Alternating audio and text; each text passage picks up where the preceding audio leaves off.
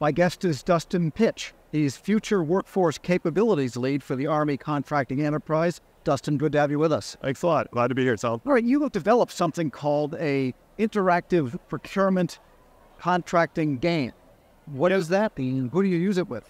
Yeah, so it's a game to work at better training our workforce to actually do their job better. So we have a lot of existing training in the Department of Defense and in Army that gets folks up on the knowledge, gets them awareness, tells them about the policies and the regulations. So we give them the rules, we tell them what the playing field looks like, but we don't necessarily show them how to do their job. So this is about actually practicing, simulating your actual work.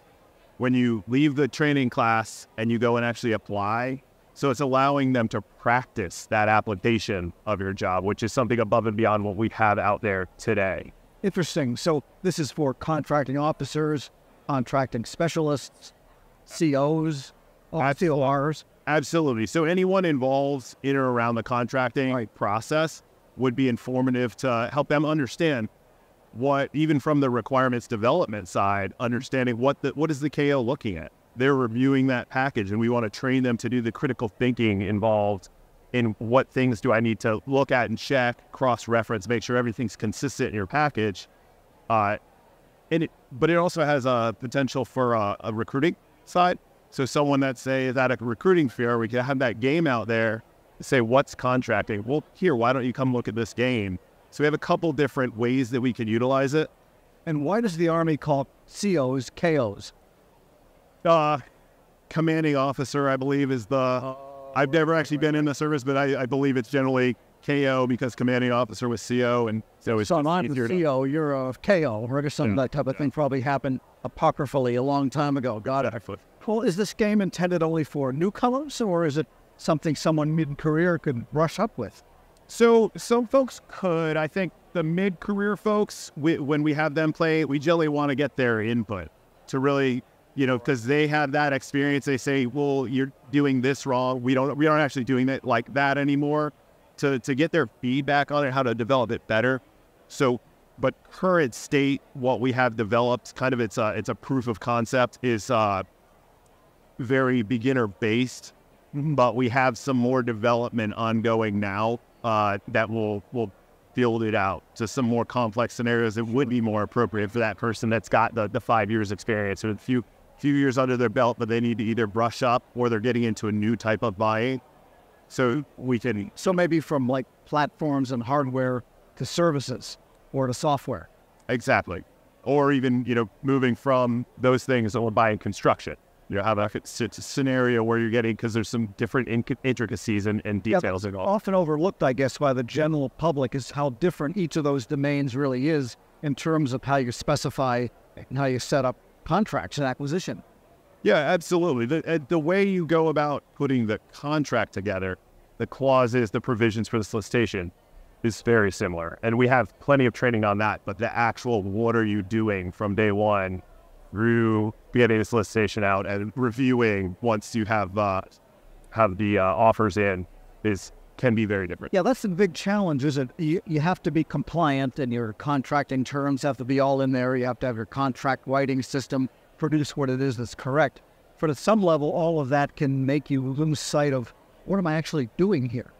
Exactly. We want the folks to be adding value through their critical thinking, not just checking the boxes, this clause, that clause, where we want to train them to follow the rules so they know the rules. But that's not how you train someone to play baseball. You don't hand them the rule book and say, now that person knows how to play baseball because they memorized the rule book.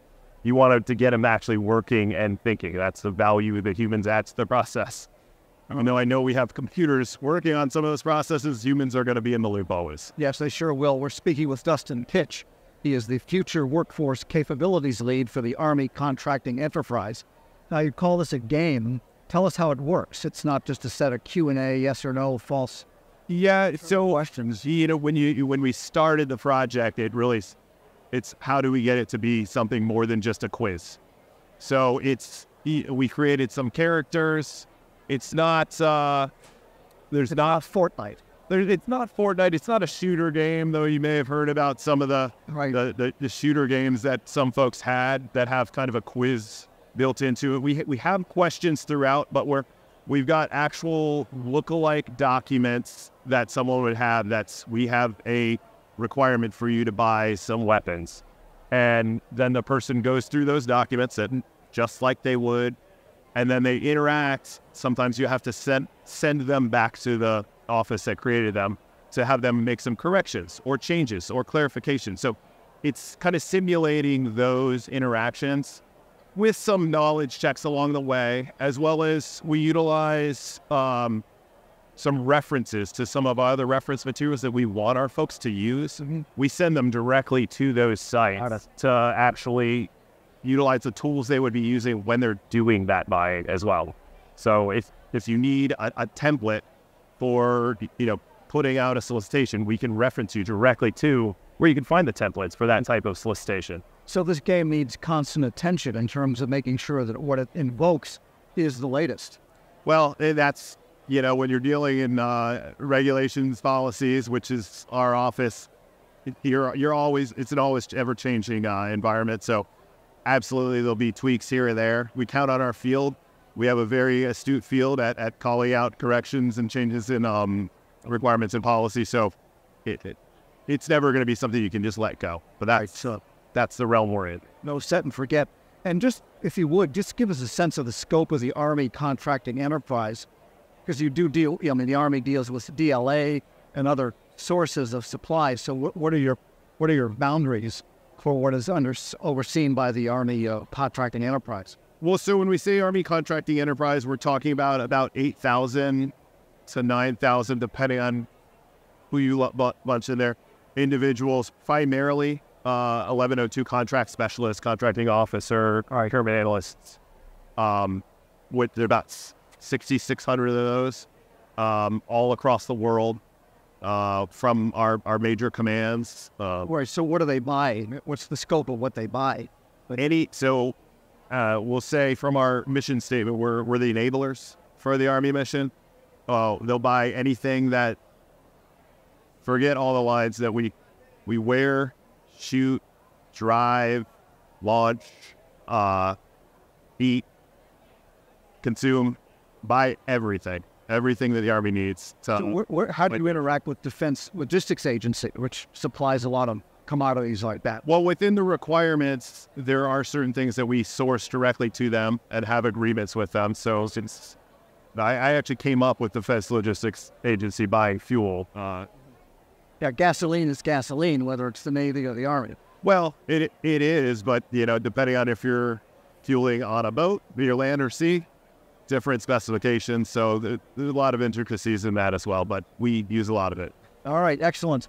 My guest has been Dustin Pritsch. He is the Future Workforce Capabilities Lead for the Army Contracting Enterprise. Thanks so much. Thanks a lot. All right.